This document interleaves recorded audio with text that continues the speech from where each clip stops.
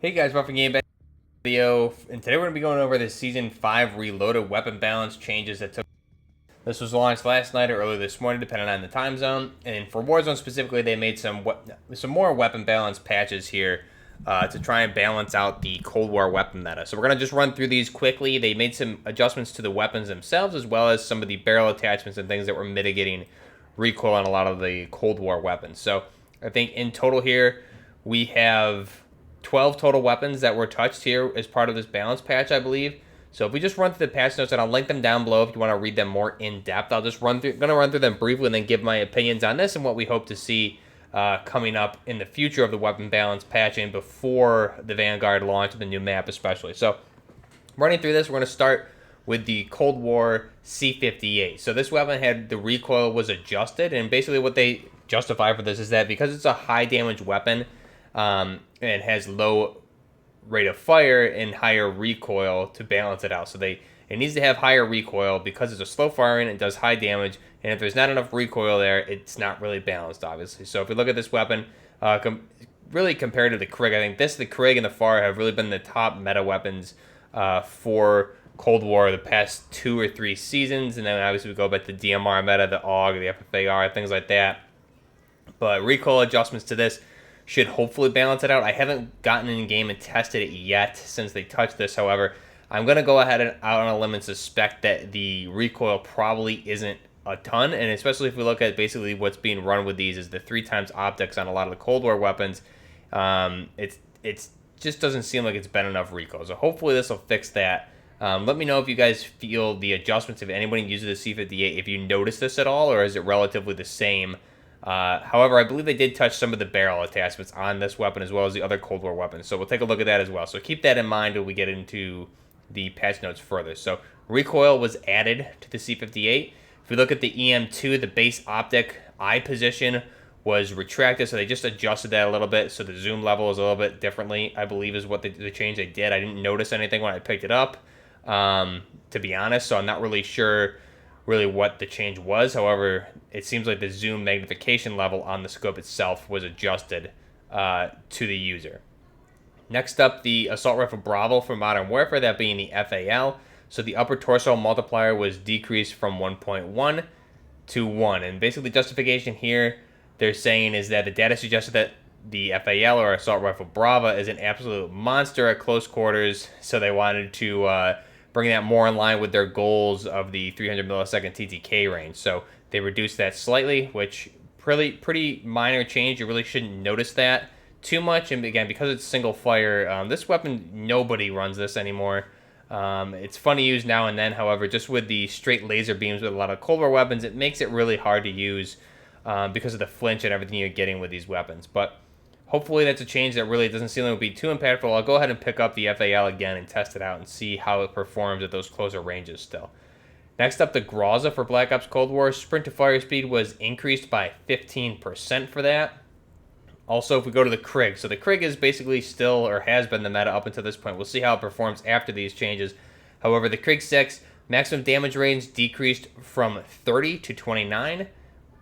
We also have the mid damage is now down to 25. So they added a new value here, that being mid-range, and they justify that in the notes about the weapon itself. They added a new value being mid-range, so that's going to be 25. Minimum damage decreased from 25 to 23, and the weapon kick was adjusted. So they adjusted the recoil on this. However, when you read into more of the information about this, they say that they actually reduced the weapon's bounciness while firing to make it feel more enjoyable, which is pretty insane for me to read because the weapon itself already had no recoil. I just covered this weapon actually in a video the other day, so go ahead and check that out. You can see how this thing performs. So, however, the balance there is that the damage for the weapon was at base with no attachments was adjusted. So they did also touch some of the barrels that were helping with a lot of damage values and recoil values. So we'll look at those as well. However, damage values were changed quite a bit for this. So we'll see how that handles for the Krig 6.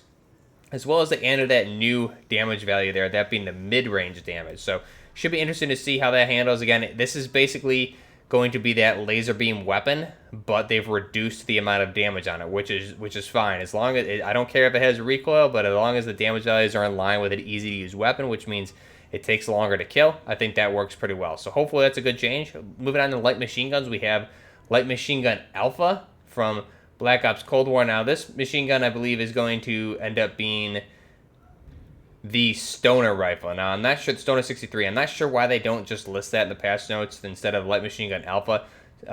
Just putting Stoner 63 instead would be much easier to understand, but the recoil was increased slightly on this. Again, I don't think this is something you're going to notice very much at all. The Stoner already is one of those weapons that didn't have any recoil, so hopefully maybe this will fix some of that. However, very, very accurate at ranges. The damage values were insane with this. I'm surprised they didn't adjust any of the damage values for this weapon at base.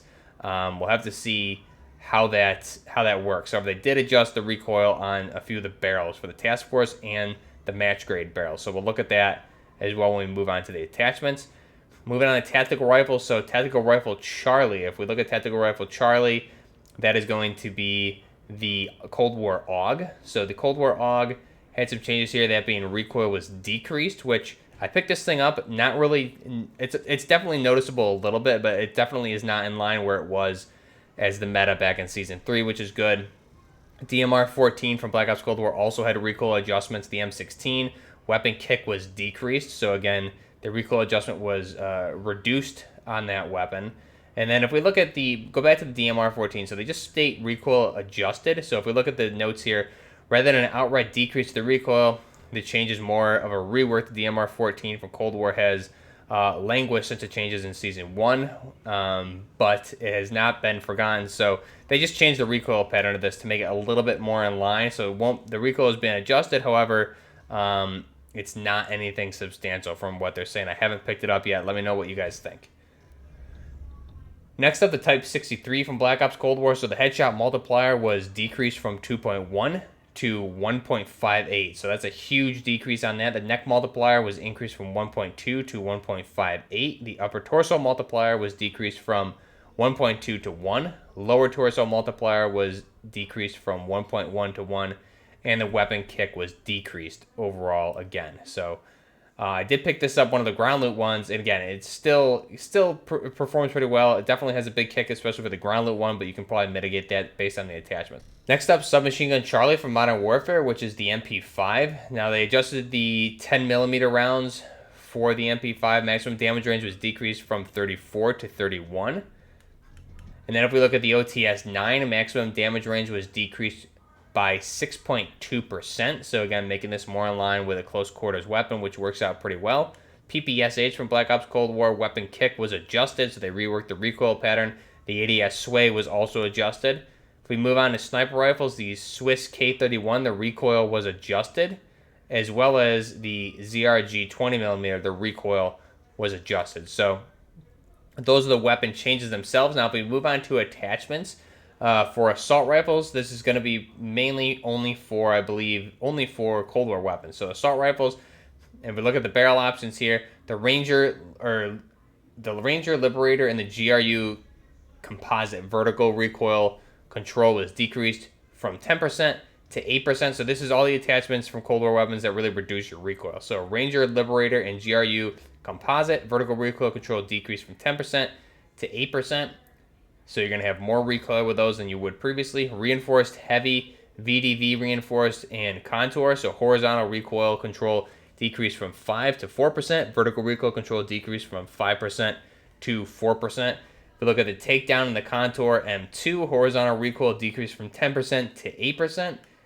Task Force Spetsnaz RPK, CMV Mil-Spec, horizontal recoil control decreased from 10 to 8. And vertical recoil control decreased from 10 to 8 also. Now, if we look at the light machine guns, the match grade horizontal recoil control was decreased from 5 to 4%. Vertical recoil control decreased from 5% to 4%. If we look at the task force barrels, on the light machine guns, the horizontal recoil was decreased from 10% to 8%. And the vertical recoil control, again, 10% to 8%. So next up for tactical rifles, the DMR 14 from Black Ops Cold War, 6.3 titanium damage range decreased from 25 to 20%, and the rate of fire increase reduced from 16.7 to 15%. So that's good. Going to go in line with a lot of the weapon changes at base that were made to this weapon, as well as all the assault rifles and the light machine guns there as well. Rear grips, so assault rifles, the Groza Black Ops Cold War. Spetsnaz grip ADS speed increase reduced from 9% to 7%. So that's all of the weapon balance changes here for Black Ops Cold War and Warzone integration of Season 5 Reloaded. Let me know down below what you guys think of all these. Do you think these are good changes? Do you think they're going to need to make more? I was a little bit disappointed with the amount of weapons. It seems like they did a lot of weapons for Season 4 Reloaded, and then we have a lot of Cold War weapons here that were adjusted and not a lot of Modern Warfare weapons. I think the 2 Modern Warfare weapons took nerfs, and it just seems like we're in this state of let's keep trying to play catch up and balance the game before Vanguard comes out. And here we are, unfortunately, a year later, and they're still unable to get the Cold War weapons really in line to where they should be. So hopefully with Vanguard being on the same engine as Modern Warfare, there's a better integration as far as how weapons handle, recoil, damage values, things like that. However, I just see these Cold War weapons still continuing to be a problem because of their lack of recoil and their different barrels and everything going on here. It's very difficult to balance these for sure. However, it's been nearly a year and they just haven't done anything drastic enough. I think this is the 7th or 8th, probably the 12th nerf they've had to the Krig where they're adding recoil to this weapon, and or they're reducing damage range, and they actually reduced the recoil with this patch. So I just really don't really understand what the goal is here. If we look at Warzone, used to be a Modern Warfare game. Then we had Black Ops Cold War. I think really just kind of put this game behind. The possibilities were so good if this were kept in the modern era, or if weapons were brought over and even the QA testing was done previously. I think the game would be in such a better state right now. Unfortunately, they're going to have some competition coming up, so I really hope they can get this together and get this game mode balanced. But however, personally, I think it's getting a little bit tiring having to review the weapon patches that are going on over and over and over. And every time they do something, everything's broken. It's just kind of a really bad situation with this game right now. I think hopefully when a new map launches, whatever they're going to do, and then you have Modern Warfare 2 in 2022, hopefully they just reset Warzone and start from scratch with the Modern Warfare game again in Modern Warfare 2 in 2022, and then start over from there. However, I don't think they're going to be doing that because they'll have the Vanguard weapons at that time, which people would be upset if they're unable to use them. So I have to see what happens with that. I don't know how long they're going to continue this, but with the weapons that were added from Cold War, it's been literally almost a year right now, and they're still unable to get this thing under control. So pretty insane to me to think about that's where we are with Warzone right now, where we're reviewing mass balance changes to try and fix a bunch of broken guns they released without testing them. And that's been almost a year. So that, in my opinion, if we're looking at quality assurance, customer satisfaction, that's extremely ridiculous, and it would not be acceptable in any other business except the gaming industry from a AAA studio. If any other gaming company did this that wasn't AAA and didn't have the name Call of Duty behind it, that game would have failed a long time ago. So unfortunately, that's where we are. I really hope they can get this together.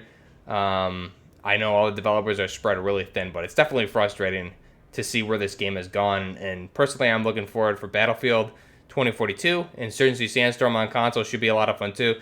And I've honestly started playing more Tarkov lately as well, just because I'm getting really tired of the Black Ops Cold War domination in this game and the playstyle. Just not for me as a tactical shooter fan.